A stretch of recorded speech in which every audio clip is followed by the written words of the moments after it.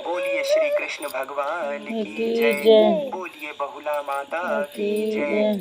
आइए, आज बहुला चौथ के दिन मनोकामनाओं की बोलावा ना पूर्ति ओकनी के करने दी आज वाली तार नानी के ना भगवान खाइल श्री भले एगो कृष्ण कथा सुने और लिनी गौ तो रीति माता कइले की रहले बोला तो बड़ी नानी ही के गेले सुंदर कथा को सुनते हैं।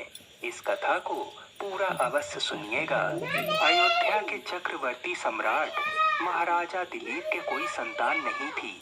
एक बार वे अपनी पत्नी के साथ गुरु वशिष्ठ जी के आश्रम में गए और पुत्र पाने के लिए महर्षि से प्रार्थना की। महर्षि वशिष्ठ जी ने ध्यान करके राजा के पुत्र न होने का कारण जान लिया और बोले, महाराज, आप देवराज इंद्र से मिलकर जब स्वर्ग से पृथ्वी पर आ रहे थे तो आपने रास्ते में खड़ी कामधेनु को प्रणाम नहीं किया।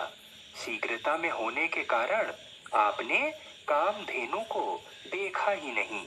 कामधेनु ने आपको श्राप दे दिया कि उनकी संतान की सेवा किए बिना आपको पुत्र नहीं होगा। महाराजा दिलीप बोले, गुरुदेव, सभी गाय कामधेनु की संतान है। गो सेवा तो बड़े पुण्य का काम है।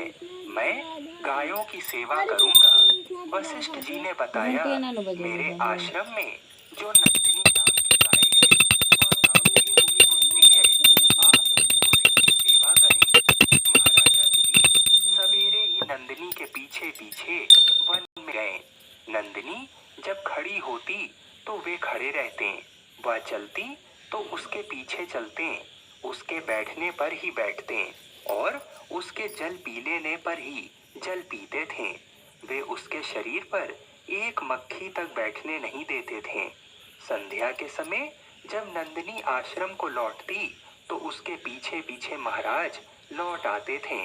महारानी सुदक्षिणा उस गाय की सायंकाल और प्रातः काल पूजा करती थी। रात को उसके पास दीपक जलाती थी और महाराज गौशाला में गाय के पास भूमि पर ही सोते थे।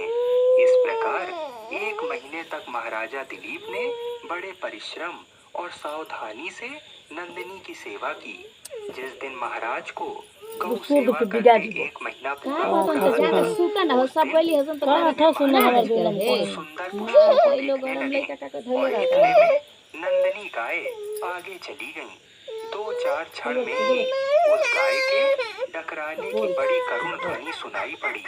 महाराज जब दौड़कर वहां पहुंचे तो देखते हैं कि एक झरने के पास एक बड़ा भारी सिंह उस सुंदर गाय को दबाए बैठा है।